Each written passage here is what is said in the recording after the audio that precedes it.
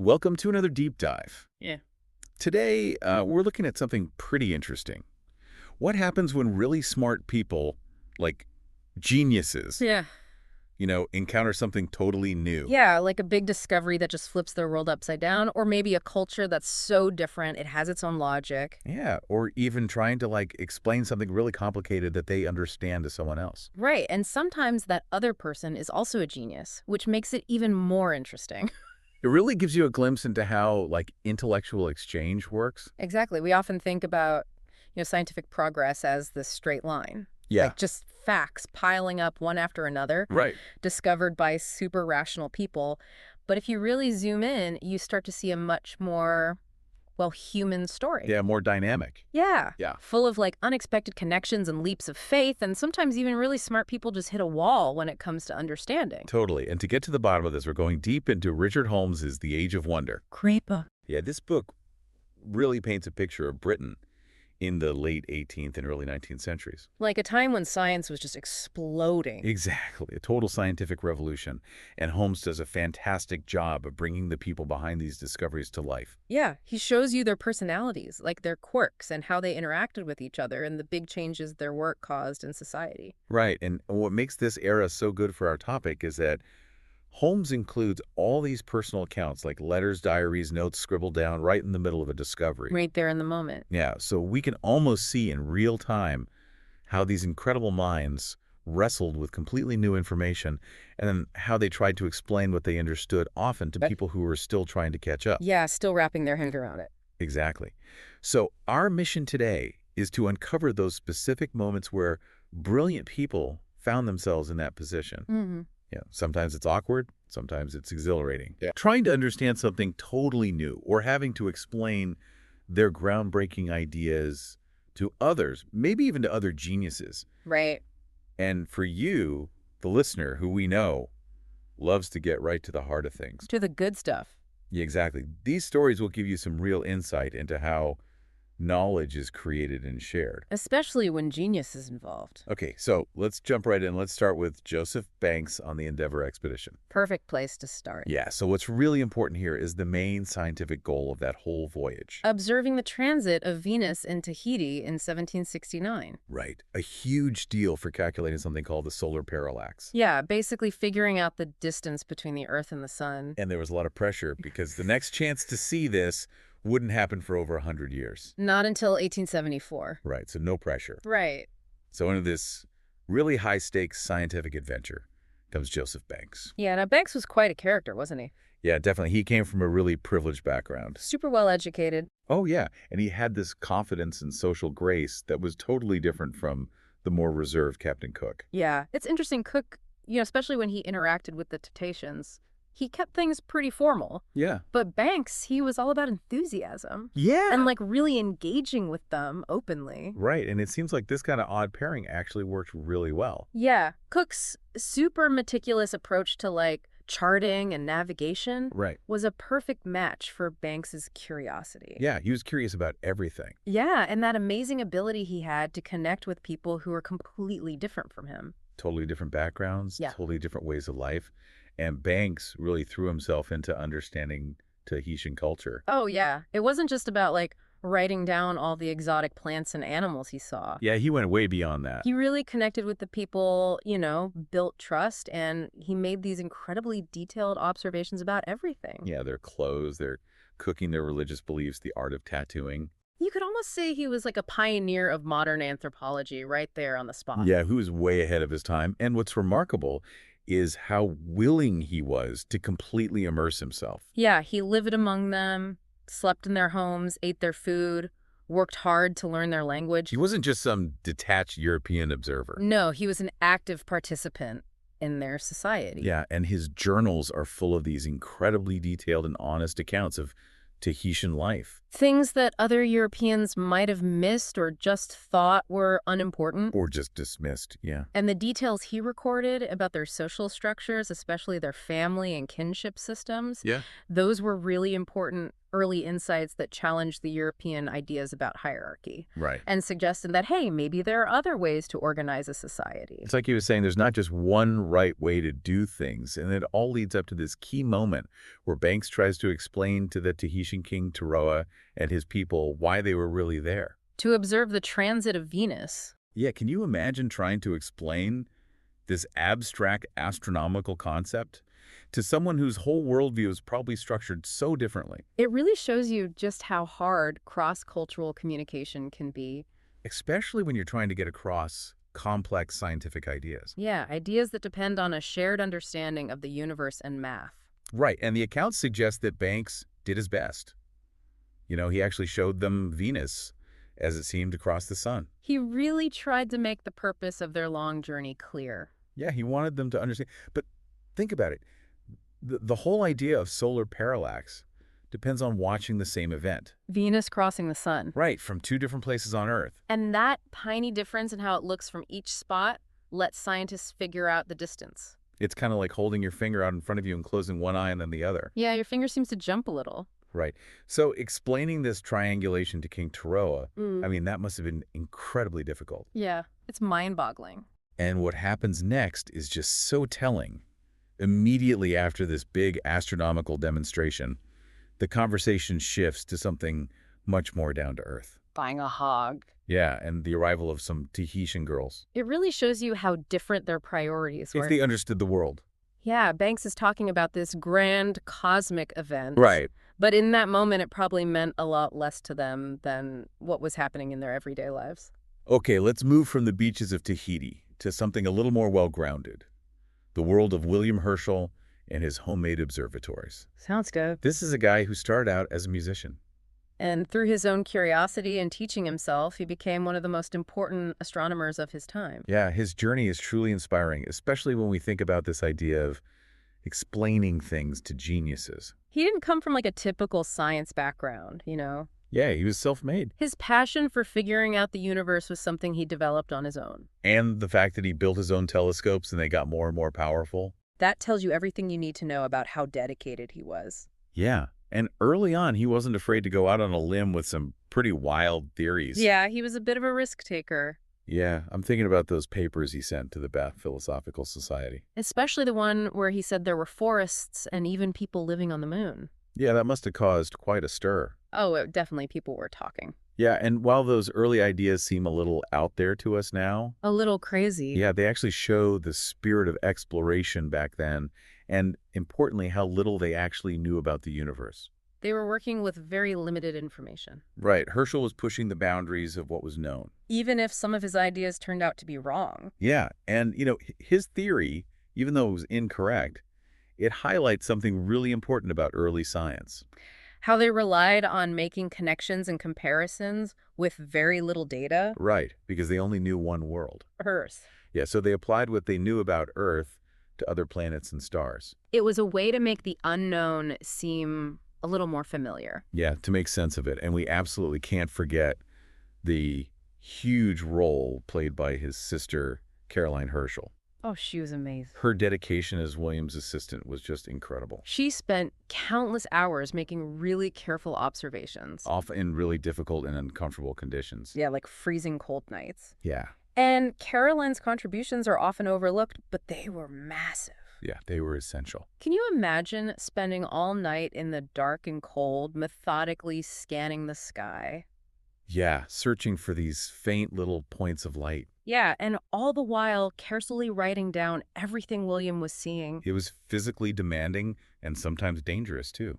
Yeah, absolutely. And she went on to discover several comets on her own. Yeah. And she got recognition from the scientific community. Right. She even got her work published in Philosophical Transactions. That's a big deal. Huge, especially for a woman in science at that time. Okay, and then there's the sheer audacity of Herschel's 40-foot telescope. Oh, yeah, that thing was a monster. The scale of it is just mind-blowing. The engineering challenges, the cost, the fact that it basically became a tourist attraction. Yeah, people came from all over to see it. Even John Adams, the future president of the U.S., Yeah, think about that. he went there, talked to Herschel about the possibility of aliens. It just shows you how intellectually charged the times were. People were hungry for knowledge. They wanted to know what was out there, and the way they observed the stars was fascinating too. Yeah, William would be up high by the eyepiece shouting out what he saw. And Carolyn down below, freezing her butt off, writing it all down. Yeah, it was a well-oiled machine, Yeah. fueled by their shared passion for uncovering the secrets of the universe. Okay, so let's come back down to Earth. Okay. Literally. And talk about a development that was just as revolutionary ballooning. But early on, there was a lot of skepticism about these contractions. Especially from the Royal Society. Yeah, those guys were tough critics. And even Joseph Banks had his doubts. Yeah, Banks always the practical one. Yeah, he wanted to see some real benefits to society or science. Not just amusement for the masses. Yeah, he was representing that careful, evidence-based approach. Yeah, very characteristic of the scientific establishment back then. But then you have someone like Benjamin Franklin, always thinking ahead. Yeah, always looking to the future. He immediately saw the potential for balloons to lead to new discoveries in natural philosophy. Yeah, he compared it to those early experiments with magnetism and electricity. Which seemed kind of strange at the time. But turned out to be groundbreaking. Exactly. And Franklin was right. He had that vision. He knew that what seems like a silly experiment can sometimes lead to huge breakthroughs. Totally unpredictable. And then, boom, you have the Montgolfier's first successful manned hot air balloon flight in Paris. Ballomania. Yeah, everyone went crazy for balloons. Huge crowds. It was a real spectacle. A total sensation, and the Montgolfiers were smart. They combined science. The idea that hot air rises. Yeah, because it's less dense than cold air. Right. With a real talent for showmanship. Yeah, they knew how to put on a show, and that public spectacle was key to getting people excited about this new technology and about science in general. Exactly. It captured the imagination. And then we have Lunardi's first manned balloon flight in England, another massive public event. Yeah, and he actually tried to talk to the people on the ground. Shouting through a speaking trumpet. Yeah, even throwing down letters he'd written. The people watching must have been in awe. And maybe a little terrified, too? Yeah, a mix of emotions for sure. And Lunardi understood the power of a good show. He knew how to play to the crowd. Even if his attempts at communication didn't really give us any scientific data. They definitely made the balloon a symbol of human daring. And progress. Yeah, pushing the boundaries. But it wasn't all just for show. No, some people were really interested in the science. Right, like Dr. Jeffries. Yeah, he did a lot of balloon flights with Blanchard. And they were focused on gathering information. Taking instruments up to measure the atmosphere and collecting air samples for Henry Cavendish. Yeah, Jeffries was really pushing ballooning as a tool for science. Not just entertainment. Yeah, and trying to explain the science behind these measurements to a public who were mostly just amazed by the fact that people could fly. That must have been quite a challenge. Okay, now let's dive into the world of chemistry. All right. With Humphrey Davy, a true rock star of science. He rose through the ranks fast. Yeah, he was brilliant, charismatic, driven, and he loved to learn. From a young age. And he really made a name for himself with his groundbreaking experiments, especially with nitrous oxide. Yeah, laughing gas. And what's interesting is that he didn't just observe these experiments from a distance. No, he was right in there experiencing them himself. Carefully documenting the effects, even trying to capture the feeling in poetry. It's like he was blurring the lines between the scientist and the subject of the experiment. Totally. And his lectures at the Royal Institution were legendary. Especially the one called Historical View of the Progress of Chemistry. Where he took all this complex information and presented this really compelling picture of a European scientific community working together. Yeah, all trying to understand the world better. And he'd throw in these unexpected asides, like suggesting that Cleopatra might have been a chemist. He had a real knack for making science not just understandable, but really engaging. Yeah, his lectures were big events. Social events, intellectual events. Yeah, with demonstrations and his own infectious enthusiasm. He really brought science to life. And by showing the history of scientific progress. He created this sense of a shared intellectual journey. That went beyond national borders. It was bigger than just one country. And, of course, there's his invention of the safety lamp for miners. A life-saving invention that made a huge difference. Yeah, and what's really interesting is that he decided not to patent it. He could have made a fortune. I know, but he didn't. He was driven by a sense of duty to the public. Yeah, he wanted to make miners' lives safer. And the science behind it was brilliant. Preventing the ignition of flammable gases like fire damp, which is basically methane. Right. A really dangerous gas found in coal mines. His invention saved countless lives. Yeah, it was a game changer. But his decision not to patent it led to some controversy. People challenged his claim to be the sole inventor. Yeah, they said others had contributed too. And it's worth noting that Joseph Banks stepped in to defend Davy. Even though he'd been skeptical of some scientific pursuits in the past. He really believed in Davy's work. Yeah, and this whole debate about the safety lamp. It shows you how complicated and sometimes messy the issue of scientific credit can be. Who gets the recognition? Yeah, and Banks was a powerful figure in the scientific world. Yeah, he used his influence to support Davy. He knew Davy deserved the credit. Okay, and then there's Davy's later work with copper sheathing for ships. Trying to stop barnacles from growing on them. Yeah, which is a huge problem back then. Slowed the ships down.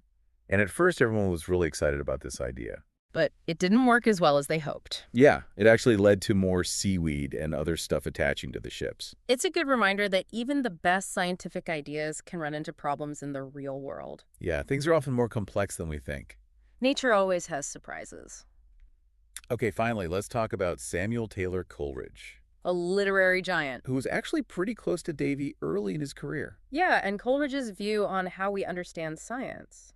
It offers a really interesting alternative to that purely observation-based approach. He brought a different perspective. Yeah, Coleridge was all about the power of imagination, deep feeling intuition. He saw the pursuit of knowledge through a different lens. And his interactions with Davy and his later writings about scientific inquiry, they highlight that ongoing conversation between science and art. Two different ways of looking at the world. And his quote about 500 Sir Isaac Newtons not being equal to a single Shakespeare or Milton. That really got people talking. Yeah, it sparked a lot of debate.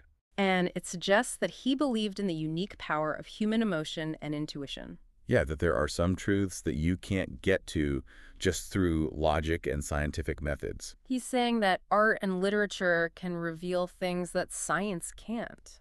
Exactly. And the fact that people are still talking about that quote today. It shows that there's this constant tension between these different ways of knowing. But they're both valuable. Absolutely. Okay, so to wrap up our deep dive, we've looked at all these examples of brilliant minds wrestling with new ideas. And the challenge of explaining them even to other really smart people. We saw Banks trying to communicate science across cultures. Herschel trying to convince the scientific community about his radical astronomical discoveries. The struggles to explain and use revolutionary technologies like ballooning and Davy's inventions. And Coleridge's deep thoughts on the very nature of understanding. And what's clear from all of this Is that even the most brilliant people face obstacles when they encounter something new. trying to really understand something new and explain it to others. Dealing with practical limitations, reconciling new information with what we already know. These are all part of the process of intellectual growth. And observation, experimentation, collaboration, and even intuition. They all play a crucial role in advancing our understanding of the world. It's a team effort. It really makes you think, doesn't it? About your own experiences. Think about a time when you tried to explain something you really understood to someone else. Or when someone tried to explain something complex to you. What made it easier or harder to understand? How did logic, observation, and imagination all work together? It's a constant back and forth, this search for knowledge. And we hope our deep dive today has given you some new ways to think about this amazing human endeavor. Thanks for listening. See you next time.